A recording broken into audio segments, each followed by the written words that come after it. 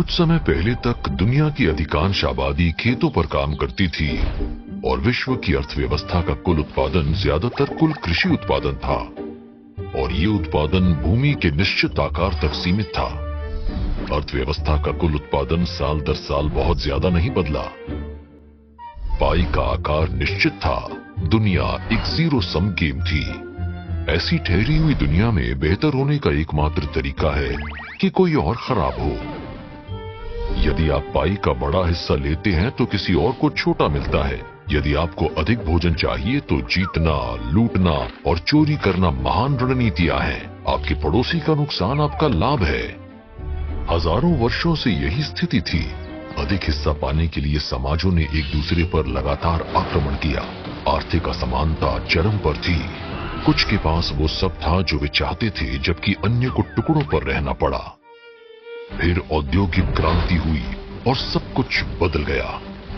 हमने मशीनरी विकसित की, बेहतर फसल, बेहतर उर्वरक, कृषि उत्पादन आसमान छू गया। पर हमने न केवल अधिक भोजन पैदा किया, हर औद्योगिक क्षेत्र की उत्पादकता में तेजी आई। 1700 से 1870 तक ब्रिटेन में लोहे का उत्पादन 137 गुना बढ़ा। औद्योगिक क्रांति ने आर्थिक उत्पादन में पहले से अकल्पनीय वृद्धि की। इसने समाजों की प्रकृति को बदला। आर्थिक विकास ने दुनिया बदल दी। जीरो सम गेम से पॉजिटिव सम गेम में हमने बड़ी पाई बनाने का तरीका खोज लिया था। न केवल बड़ी पाई, पर ऐसी पाई जो हर साल बढ़ रही थी। एक ही समय में अधिक लोगों के पास अधिक हो सकता है।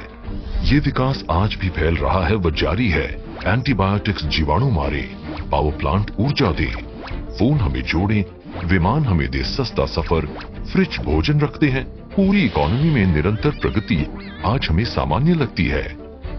लेकिन ठहराव से आर्थिक विकास तक का परिवर्तन वास्तव में मानव इतिहास का सबसे बड़ा बदलाव था।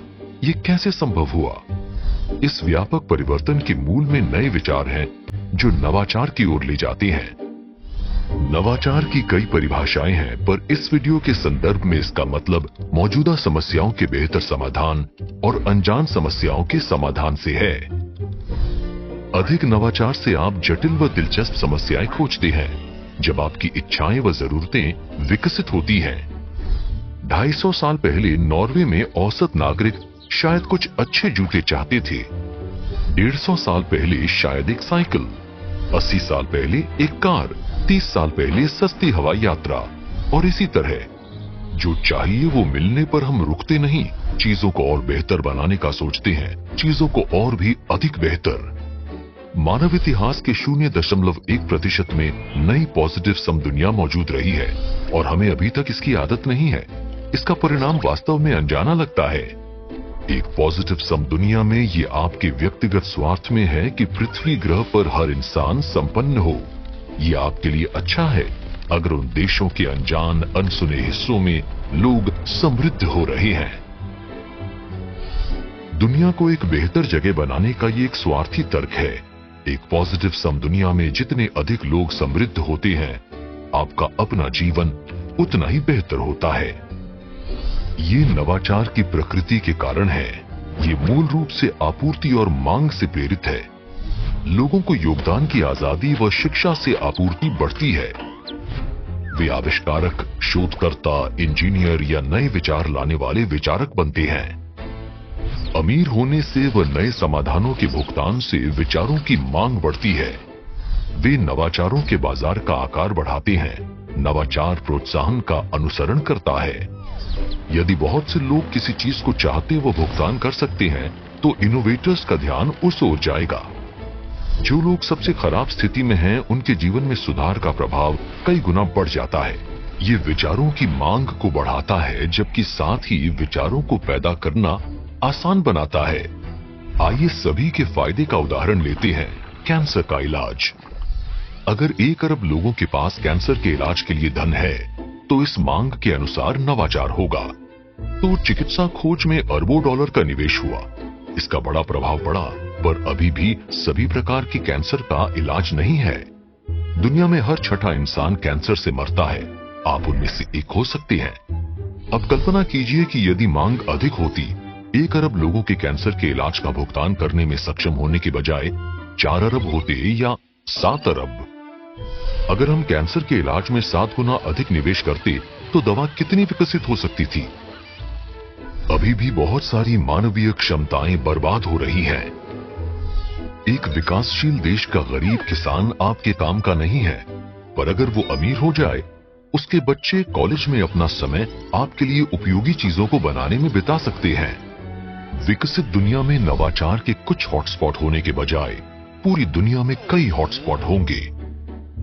मानवता के शोध का आउटपुट अभी जो है उससे कई गुना अधिक होगा। तो क्या हम कैंसर का इलाज कर सकते थे? शायद हाँ।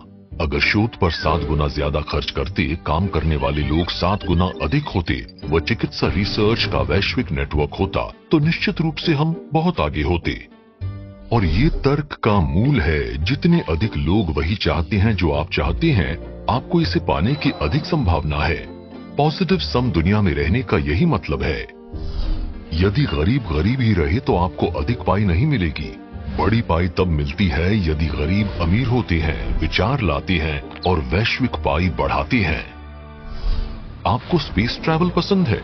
सोचिए कि अफ्रीका व एशिया में अरबों लोग चाहते हैं स्वयं के अंतरिक्ष कार्यक्रम, मंगल पर शहर, मून बेस व उपग्रह। आपको जिंदा रहना पसंद है? मेडिकल रिसर्च के भुगतान करने वाले अरबों लोग आपकी जान बचा सकते हैं। दुनिया भर के लोगों का बेहतर बनना आपके हित में है। हम ऐसी दुनिया में जितनी तेजी से जाएंगे, आपके लिए उतना ही बेहतर होगा। चाहे आपकी प्रेरणा जो भी है, एक बेहतर दुनिया पर काम करना बहुत अच्छी बात है, दूसरों के लिए व आपके लिए।